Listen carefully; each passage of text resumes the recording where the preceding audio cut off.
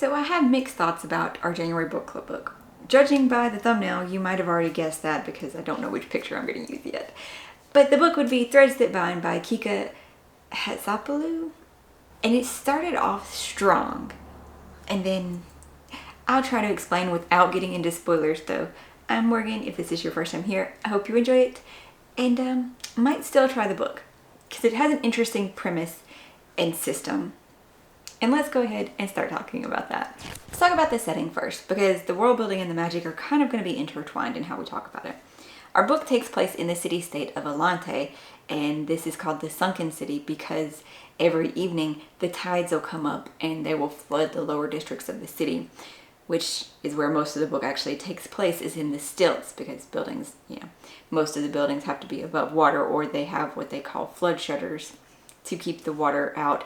And people who don't have good enough of those, they also have vents that drain the water out of their buildings. Though it also seems like it would be horribly, for anything they leave there. But this is how these people live. They are used to it. There's also acid rain. Not always. Some rain is normal, but there's also acid rain. So the stilts is the very poor district. It is the lowest of the low, except for the docks, which are mostly seen as criminal.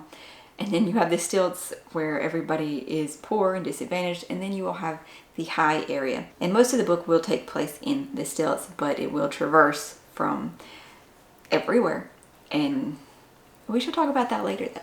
Each of these city-states, like Alante, is pretty much self-ruled and self-contained, because whatever happened to the world that they live in, which I almost feel like is an alternate version of our own world, something very bad happened though. And so the livable land is not much, and the fresh water is not very much, because seawaters rose and no more fresh water. The icebergs are melting, and they led to something called the iceberg wars to get them for fresh water.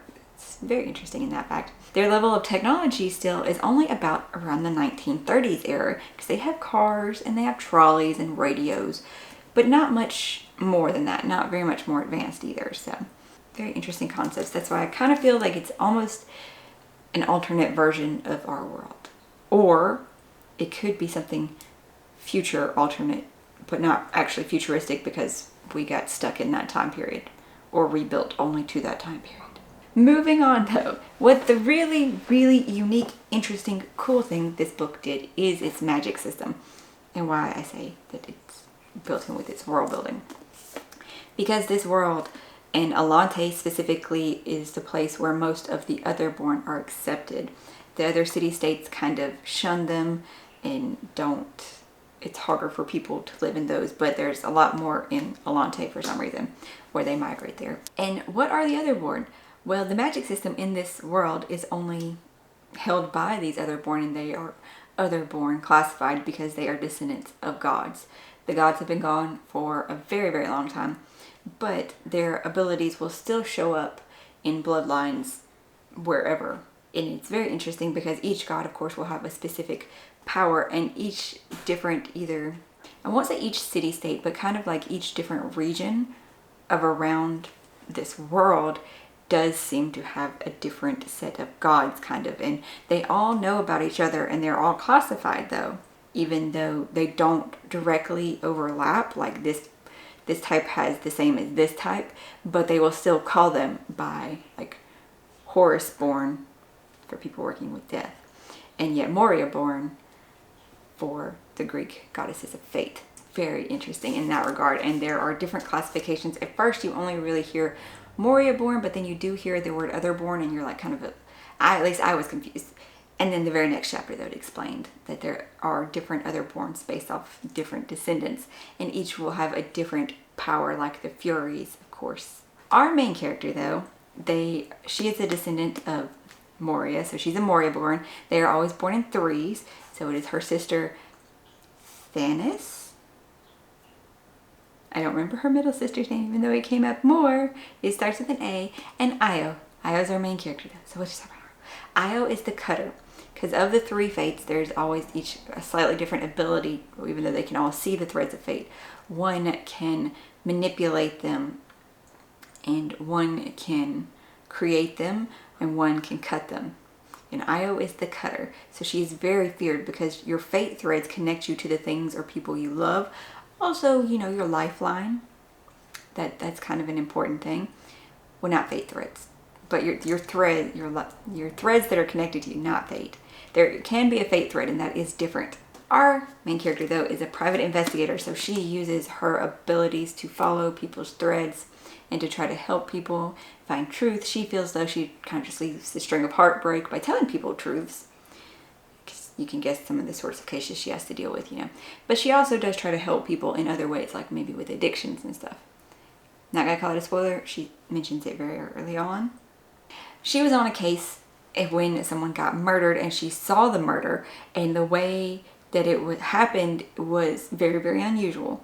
The culprit was very unusual, the murder weapon, all of it. And shortly thereafter, she's called in by the mob queen of the stills, the person who kind of polices this poor district and tries, I mean, yes, she's a mob and she's an enforcer and stuff like that, but she still also tries to do right by the people who the city kind of doesn't care about. Everything is under her rule, so she keeps crime mostly to a minimum. It's only her people allowed to do stuff, and she keeps them kind of okay, though. She doesn't do bad things to her community.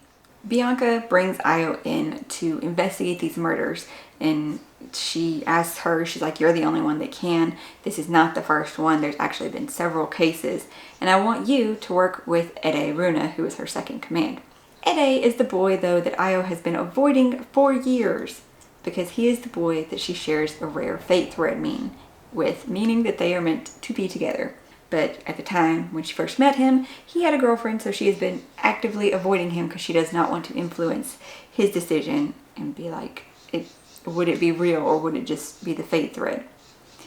And so it's very tension, and they have weird interactions because Io has an odd sense of humor, kind of, and he completely doesn't. Like, he doesn't get when she's joking on him. And so it's very odd. Io tries to be a good person, but at the same time she suffers from a lot of self-doubt.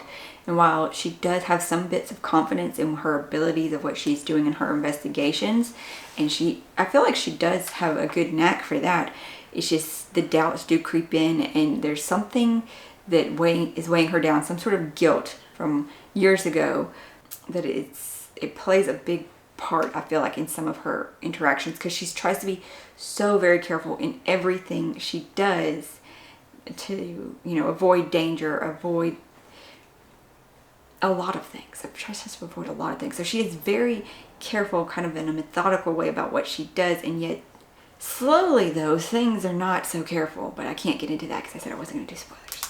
That is, though, what started to have my issues with the book. It wasn't the romance thing, because that was kind of sweet, as she was trying, you know, to give him space, to give him time, and he's just trying to be kind of friends with her, and they do get to be, you know, decent banter and decent friends, and she cares about him. She knows that it's not just a fate thread. She likes him because of, you know, who he is, how he is. She actually does care for him, and so that it's a very sweet kind of romance in that regard, and it's not overdone. And that was not my point, though. My point was that I wasn't going to say the spoiler thing, even though that's really what my issue with the book was. It became a 3.5 stars for me because of how she was handling the investigation and what she was finding out, and just kind of not even jumping to conclusions, but a little bit, but also just it did. And the end of the book, the big twisty surprise, I was like, well, this did come a bit out of nowhere. I don't understand. It happened really fast, and I question how the next book is going to unfold, because there was two big things that revealed right at the end, and we want to know which one they're really going to lean into. Kind of hope it's more one than the other, but I'm sure it's going to be this one, because that's what type of book it is. Yeah.